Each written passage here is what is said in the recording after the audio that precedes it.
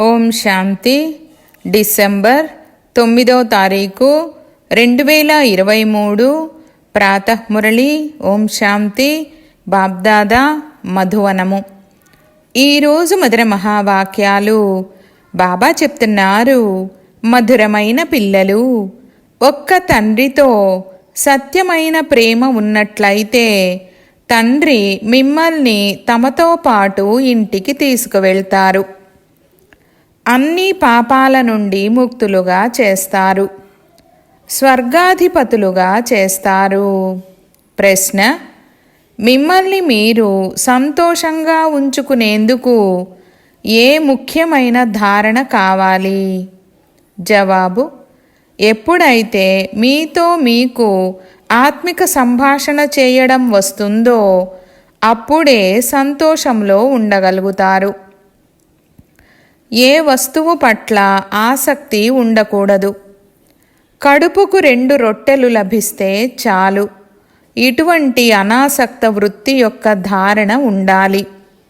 అప్పుడే హర్షితంగా ఉంటారు.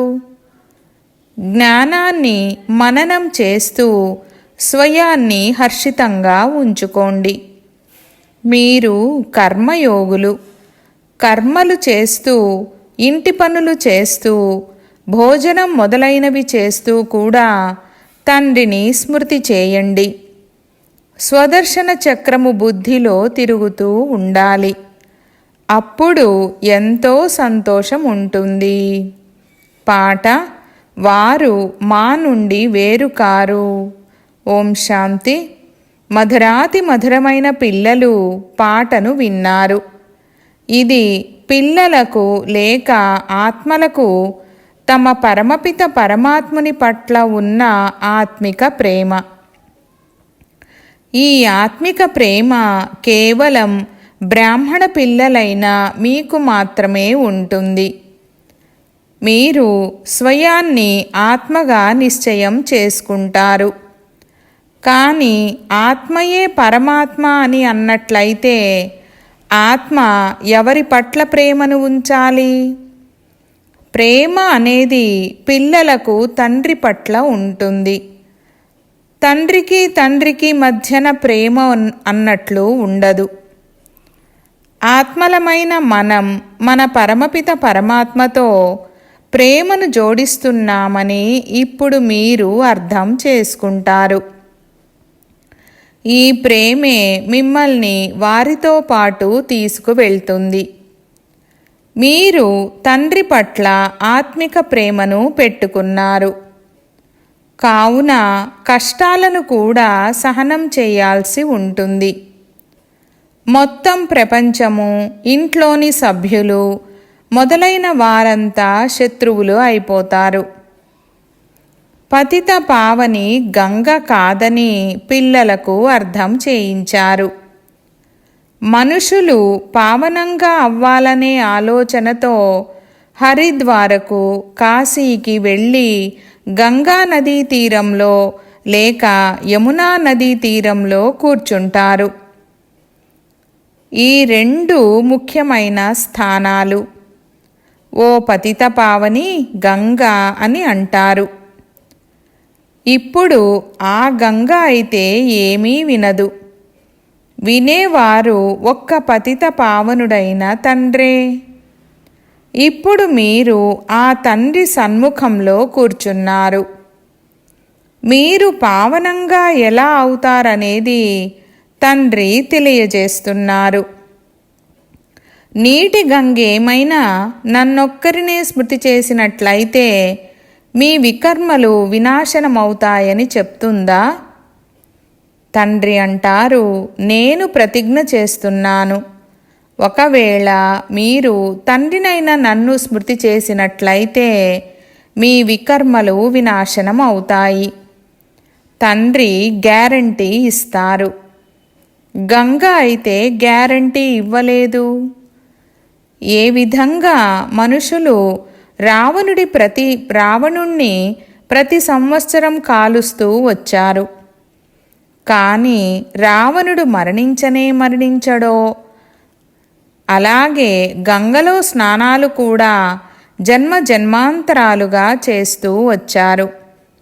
కానీ ఎవ్వరూ పతితుల నుండి పావనులుగా అవ్వనే అవ్వరు.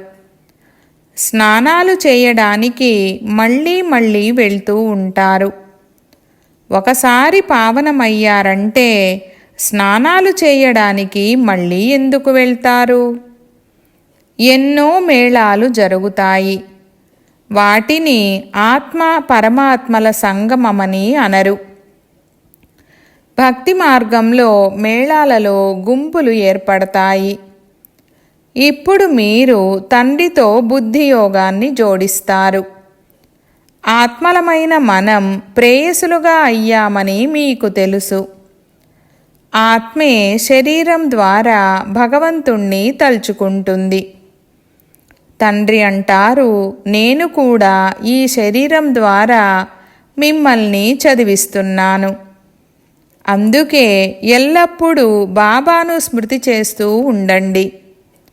బాబా అని అనడంతో స్వర్గం తప్పకుండా గుర్తుకొస్తుంది. మరియు మన ముక్తిధామమైన ఇల్లు కూడా గుర్తుకొస్తుంది. ముక్తిని నిర్వాణధామమని కూడా అంటారు. ఇది సాకార ప్రపంచము. ఎప్పటి వరకైతే ఆత్మలు ఇక్కడికి రారో అప్పటి వరకు సాకార ప్రపంచము ఎలా వృద్ధి చెందుతుంది? ఆత్మలు నిరాకార ప్రపంచము నుండి వస్తాయి. మనుష్య సృష్టి వృద్ధి చెందుతూ ఉంటుంది. కొందరేమో అది దానంతటదే వృద్ధి చెందుతూ ఉంటుందని భావిస్తారు. కానీ మీకు తెలుసు, ఆత్మలు ఇక్కడకు వస్తారు. సృష్టి వృద్ధి చెందుతూ ఉంటుంది. స్వీట్ హోమ్ శాంతిధామమని పిల్లలకు తెలిసింది.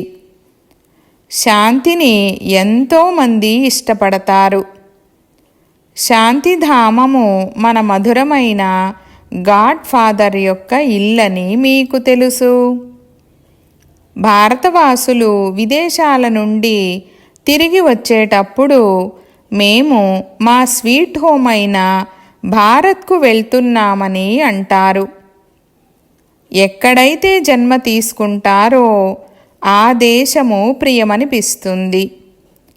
మమ్మల్ని స్వీట్ హోమ్ భారత్కు తీసుకువెళ్ళండని అంటారు. అచ్చా, ఎవరైనా మరణించారనుకోండి, ఆత్మ అయితే వెళ్ళిపోయింది. అప్పుడు శరీరాన్ని ఇక్కడకు తీసుకువచ్చి అంతం చేస్తారు. భారత్ యొక్క మట్టి భారత్లోకే వెళ్ళాలని భావిస్తారు.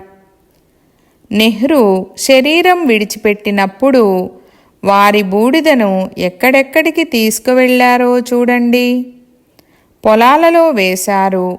పంట బాగా పండుతుందని భావిస్తారు. కానీ వారు ప్రతి వస్తువుకు ఎంత గౌరవాన్నిచ్చినా కానీ అది తప్పకుండా పాతగా అవ్వాల్సిందే. ఎన్ని కష్టాలను సహనం చేస్తున్నారు. వారికి తండ్రి గురించి తెలియదు. మీరు తండ్రిని తెలుసుకొని తండ్రి నుండి వారసత్వాన్ని తీసుకుంటున్నారు. కావున మిత్ర సంబంధీకులు మొదలైన వారిని కూడా స్వర్గవాసులుగా తయారు చేయాలని మనసు కలుగుతుంది. ఎవరికైనా మీరు స్వర్గవాసులుగా అవ్వండని చెప్తే మీరు మమ్మల్ని చంపాలని అనుకుంటున్నారా అని అడుగుతారు. పిల్లలైన మీకు తెలుసు, శ్రీమతము ద్వారా మనం శ్రేష్టమైన స్వర్గవాసులుగా అవుతున్నాము. దేహీ అభిమానులుగా అవ్వడానికి ఎంతో శ్రమ కలుగుతుంది. పదే పదే దేహాభిమానంలోకి వచ్చి తండ్రిని మర్చిపోతారు. ఇప్పుడు మీరు సన్ముఖంగా కూర్చున్నారు. మనము మన పరమపిత పరమాత్మ వద్దకు వచ్చామని మీకు తెలుసు. బాబా అడుగుతారు, ఇంతకు ముందు ఎప్పుడైనా కలుసుకున్నామా? అప్పుడు వెంటనే అవును బాబా, 5000 సంవత్సరాల క్రితం కలుసుకున్నామని చెప్తారు. మీ ఈ మాటలు గుప్తమైనవి. వీటిని ఇంకెవ్వరూ కాపీ చేయలేరు.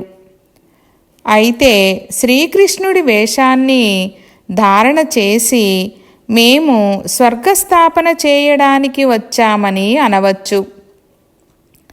కానీ 5000 సంవత్సరాల క్రితం కూడా స్వర్గస్థాపన చేశాము అన్న మాటను చెప్పలేరు.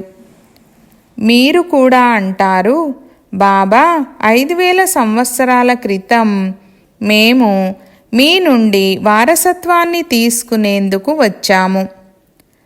మీరు రాజయోగాన్ని నేర్పించారు. ఈ విధంగా ఆత్మ ఈ శరీరం ద్వారా అంటుంది. స్వయాన్ని ఆత్మగా నిశ్చయం చేసుకుని తండ్రిని స్మృతి చేయాలి. ఇందులో సర్వవ్యాపి విషయమేమీ లేదు. బ్రహ్మ తప్పకుండా సాకారంలో ఉండాలని, వారి ద్వారానే పరమపిత పరమాత్మ సృష్టిని రచిస్తారని కూడా అర్థం చేసుకోరు. పతిత పావనుడైన తండ్రి వచ్చి మళ్ళీ దేవీ దేవతలుగా పావనులుగా తయారు చేస్తారు. తండ్రే స్వర్గ రచయిత. కావున తప్పకుండా స్వర్గంలో మనుషులు ఉండాలి. బాబా వచ్చి మీకు స్వర్గద్వారాల గురించి తెలియజేస్తారు. మేము నరకవాసులను స్వర్గవాసులుగా తయారు చేయాలని మీరు ప్రయత్నిస్తారు. ఎవరైనా గొప్ప వ్యక్తికి నీవు పతితుడివి, నరకవాసివి అని డైరెక్ట్గా చెప్తే వారు ఎంత డిస్టర్బ్ అవుతారు. మనం నరకం నుండి బయటకొచ్చి స్వర్గంలోకి వెళ్తున్నామని ఇప్పుడు మీకు తెలుసు. ఇప్పుడు మనం సంగమవాసులము. ఇప్పుడు ఆత్మలమైన మనం ఈ శరీరాన్ని వదిలి బాబాతో పాటు బాబా ఇంటికి వెళ్తున్నాము. ఇది మీ ఆత్మిక యాత్ర. బాబా స్మృతిలో ఉండాలి. ఎప్పటి వరకైతే ఈ శరీరం ఉంటుందో అప్పటి వరకు యాత్ర కొనసాగుతుందని మీరు అర్థం చేసుకుంటారు. కర్మలు కూడా చేయాలి. తినండి, తాగండి, వంట చేయండి. ఎంత సమయం లభిస్తే అంత సమయం తండ్రిని తప్పకుండా స్మృతి చేయాలి. ఆఫీసులో కూర్చున్నప్పుడు ఖాళీ దొరికినట్టు అనిపిస్తే చూడండి, బాబా స్మృతిలో కూర్చోండిపోండి. ఇందులో చాలా సంపాదన ఉంది. ట్రైన్లో ప్రయాణించేటప్పుడు ఆ సమయంలో ఏ పని ఉండదు. కూర్చుని ఉంటూనే బాబాను స్మృతి చేస్తూ ఉండండి. ఇప్పుడు మనం బాబా వద్దకు వెళ్తాము.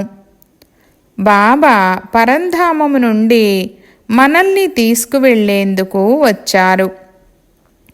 అచ్చా, సాయంత్రము ఇంట్లో వంట వండేటప్పుడు కూడా ఒకరికొకరు స్మృతిని ఇప్పించుకోండి. రండి, మనం మన తండ్రి స్మృతిలో కూర్చుందాము. ఒకరికొకరు పాయింట్లను కూడా వినిపించుకోండి. మనం స్వదర్శన చక్రధారులము. బాబా అంటారు, మీరు లైట్ హౌసులు కూడా. మీరు మార్గాన్ని తెలియజేస్తారు. లేస్తూ, కూర్చుంటూ, నడుస్తూ మీరు లైట్ హౌసులు. మీకు ఒక కంట్లో ముక్తి, ఇంకొక కంట్లో జీవన్ముక్తి ఉన్నాయి.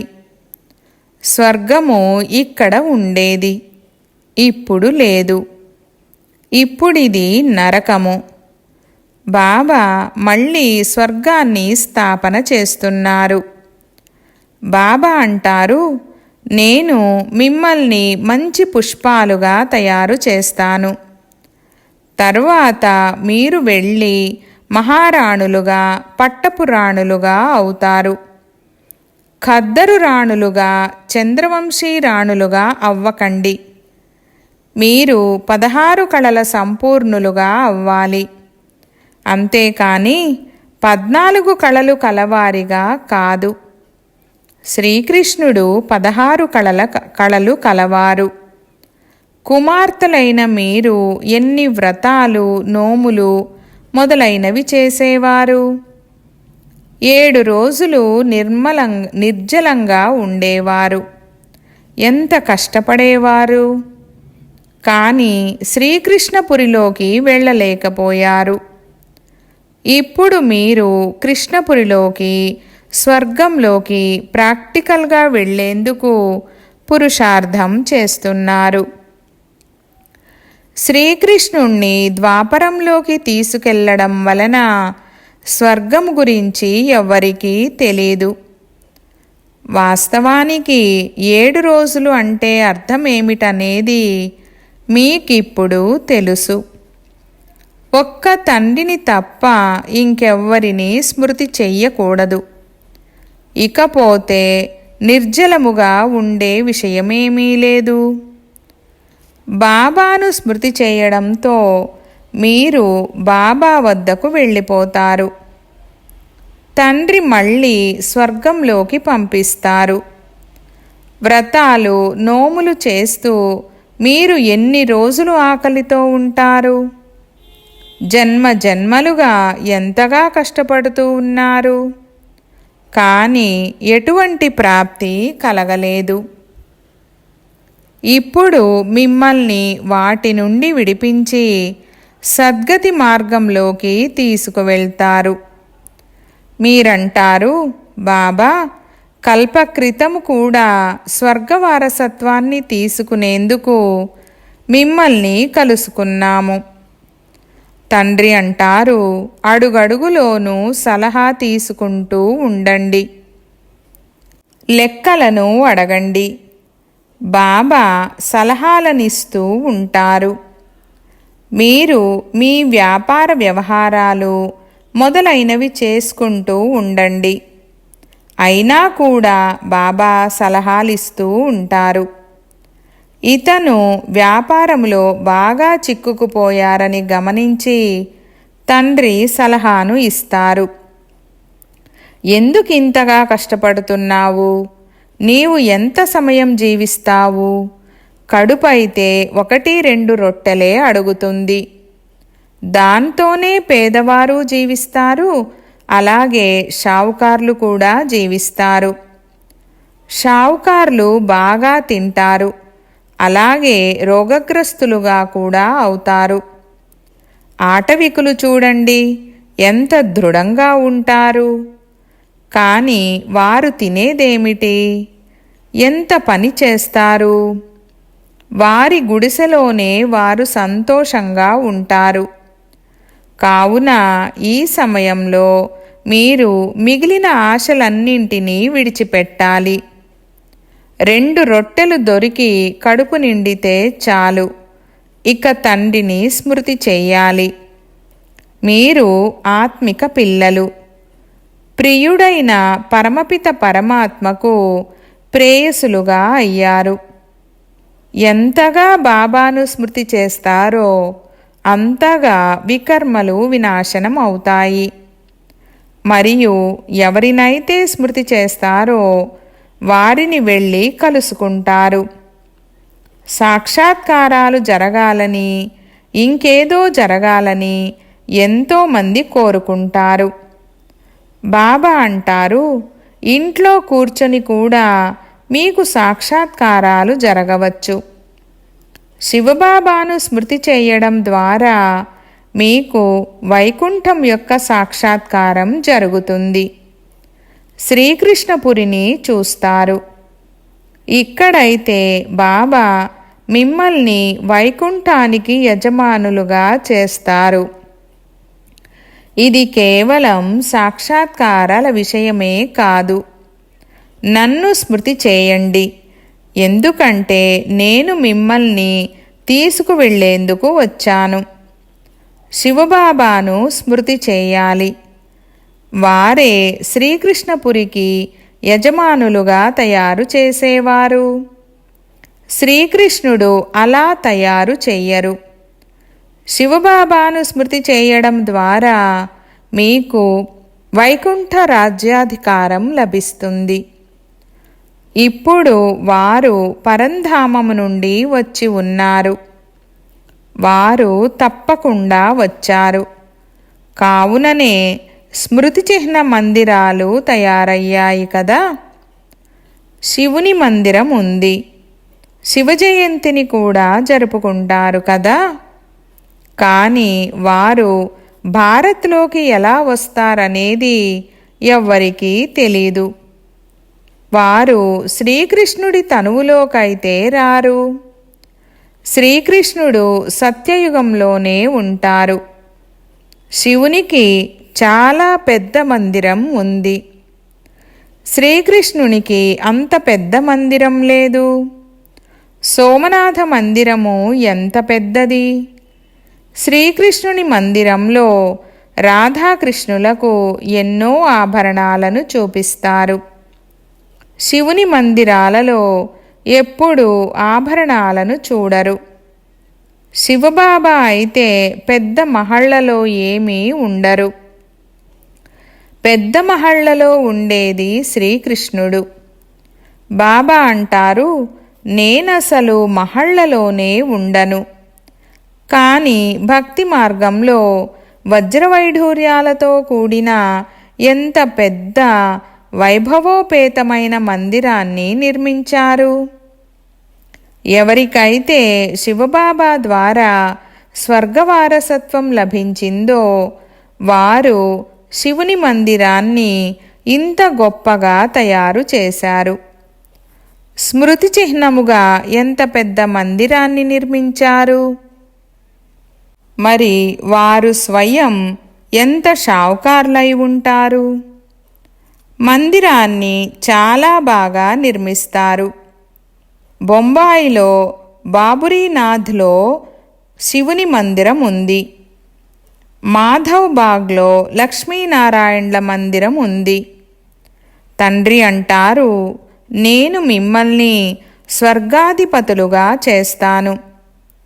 భక్తి మార్గంలో మీరు ఎంత పెద్ద మందిరాలను నిర్మిస్తారు. కానీ ఇప్పుడు ఎటువంటి గుడిసెలో కూర్చున్నానో చూడండి. మీ పేరు కూడా ప్రసిద్ధము కానున్నది. తర్వాత మన మందిరాలు తయారవుతాయని మీకు తెలుసు. మన తండ్రి అయిన శివుని మందిరాలు కూడా ఎన్నో ఉన్నాయి. ఇది అద్భుతము. ఎవరైతే సోమనాథ మందిరాన్ని నిర్మించారో వారు ఎంతటి షావుకార్లై ఉంటారు. ఇప్పుడు ఎంత గుప్తంగా ఉన్నాను. నా గురించి ఎవ్వరికీ తెలీదు. శివబాబా మందిరాలను మళ్ళీ ఎలా నిర్మించవలసి ఉంటుందనేది మీరు తెలుసుకున్నారు. భక్తి మార్గంలోకి వెళ్తారు. మమ్మ బాబాలెవరైతే మొదటి నెంబరులో పూజ్యులుగా అవుతారో, వైకుంఠానికి యజమానులుగా అవుతారో వారే మళ్ళీ మొట్టమొదట పూజారులుగా అయ్యి మందిరాలను కూడా నిర్మించాల్సి ఉంటుంది. కావున మేమే పూజారులుగా అయ్యి మందిరాలను నిర్మిస్తామని మనస్సులో అనుకుంటారు కదా. ఇటువంటి విషయాలలో రమించడం ద్వారా ఇక ఈ పాత ప్రపంచాన్ని మర్చిపోతారు. పరస్పరంలో కూడా ఇటువంటి విషయాలను మాట్లాడుకోవాలి. తద్వారా మీకు ఎంతో సంతోషం ఉంటుంది. మీతో మీరు ఆత్మిక సంభాషణ చేసుకోండి. పరమాత్మ కూర్చొని మీ ఆత్మను సంతోషపెడతారు. ఈ జ్ఞానం ద్వారా హర్షితంగా చేస్తారు. మీరంటారు, మేము కల్పం తర్వాత మళ్ళీ వచ్చాము. అనేకసార్లు తండ్రిని కలుసుకున్నాము. వారసత్వాన్ని పొందాము. ఈ విధంగా మీతో మీరు మాట్లాడుకోవాలి. అలాగే మీరు కర్మయోగులు కూడా. ఇంట్లో భోజనము మొదలైనవి వండుతున్నా సరే సంతోషం ఉంటుంది. మీకు 84 జన్మల చరిత్ర భౌగోళికాల గురించి తెలుసు. మనమిప్పుడు బ్రాహ్మణులుగా అయ్యాము. తర్వాత దేవతలుగా అయ్యి రాజ్యం చేస్తాము. పూజారుల నుండి పూజ్యులుగా అవుతాము. మళ్ళీ మహళ్ళు మొదలైనవి నిర్మిస్తాము. మీ చరిత్ర భౌగోళికాలను వినిపిస్తూ ఉండండి. మన చరిత్ర భౌగోళికాల చక్రం ఎలా తిరుగుతూ ఉంటుంది? దీనినే స్వదర్శన చక్రాన్ని తిప్పడమని అంటారు. మీరు 3 లోకాల గురించి తెలిసినవారు. మీ జ్ఞాననేత్రం తెరుచుకుంది. ఈ చక్రాన్ని స్మృతి చేయడం ద్వారా మీకు ఎంతో సంతోషము కలగాలి. తండ్రికి కూడా సంతోషం ఉంటుంది. ఇప్పుడు మీరు సేవలో ఉపస్థితులై ఉన్నారు. సేవాదారులైన మీ మందిరాలు తర్వాత భక్తి మార్గంలో తయారవుతాయి. ఇప్పుడు నేను పిల్లలైన మీ సేవ కొరకు వచ్చాను. మీకు స్వర్గం యొక్క పూర్తి వారసత్వాన్ని ఇవ్వడానికి వచ్చాను. ఎవరెంతగా పురుషార్థం చేస్తారో దాని అనుసారంగా స్వర్గాధిపతులుగా అవుతారు. అచ్చా, मीठे मीठे सिकीलधे बच्चों प्रति मात पिता बाप दादा का याद प्यार और गुड मॉर्निंग. रूहानी बाप की रूहानी बच्चों को नमस्ते.